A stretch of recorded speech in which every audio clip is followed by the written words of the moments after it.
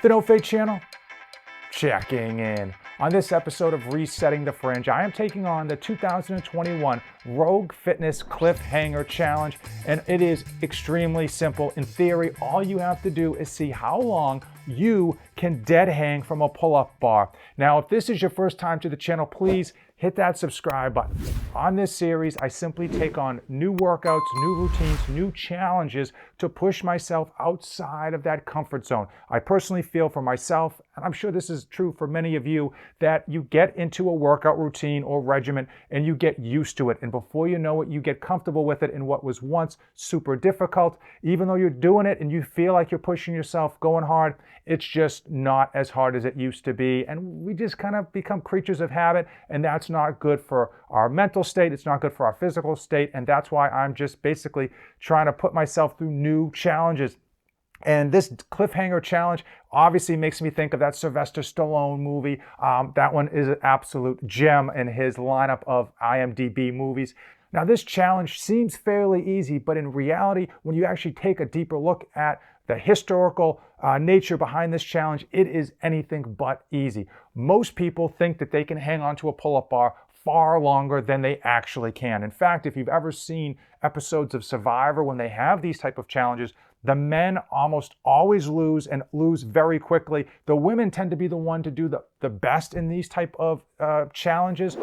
Also, looking back at some more historical evidence, if you've ever been to a fair or a carnival, oftentimes you will see this dead hang challenge where if you hang on for 2 minutes, you will win like $100 or $200.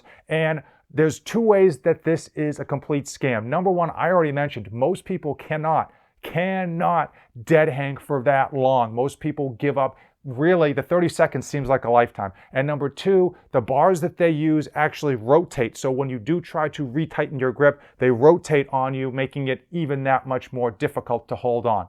Now, Rogue Fitness's Cliffhanger Challenge is due by March 8th. It opens on March 3rd, and then you've got until March 8th to submit your best dead hang challenge. Now, I've done, if you've ever seen any of my previous Resetting the Fringe videos, I have done some of their challenges before, and let's just face it, there is no chance in hell that I am going to be the winner. I'm sure there's some studs out there in all the different types of categories that they have that are absolutely going to smash this type of challenge. But listen, it still is important for me to take on these new challenges and to do the best that I can. So my goal is to hit 2 minutes. So I have a 3-step goal to hit that 2-minute marker, and here it is. Number one, take a baseline today to see how far away from 2 minutes I am. I frankly don't know, if I give it my all, how close I can come to that 2-minute marker. Number two, I'm going to utilize over the next 2 to 2.5 weeks a plan that is known as greasing the groove. It's been used a bunch, typically where people want to improve on their body weight exercises like the pull-up, the push-up, the sit-up, stuff like that. So greasing the groove is fairly simple in methodology. You simply hit that bodyweight exercise that you're trying to do 5 to 10 times a day throughout the day, but you never go to failure. You find a good number that is comfortable to do, and you just kind of keep hitting those numbers throughout the day. The theory being that your body builds up a tolerance to that. You get used to it. Your synapses, kind of get built, and you're able to fire off when it does come time for the final showdown, the final challenge, to really perform and exceed at that specific exercise.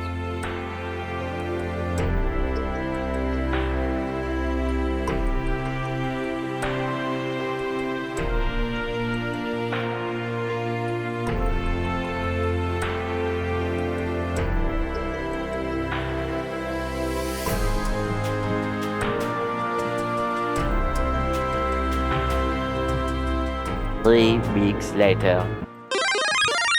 All right, here's for all the marbles. Let's see if I can get 2 minutes.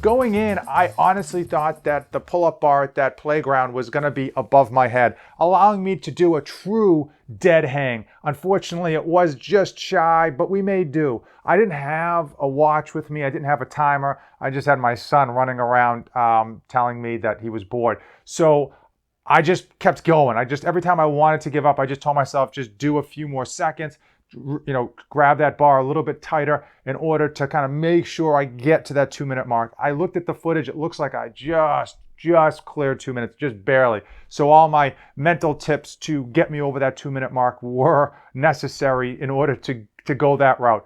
Overall, I do think the greasing the groove tactic that I used, where I just try to get as many rounds in per day of practice, was successful. I definitely think that is a tried and true method if you're looking to do a longer dead hang, if you're looking to do more pull-ups at once or push-ups, stuff like that. It definitely works. The only problem I would say that is remembering to do it. I was getting 2 or 3 practice runs in a day of that dead hang, and in reality I really wanted to hit 5 or 10, and I just didn't remember. Just, hey, listen, life gets busy.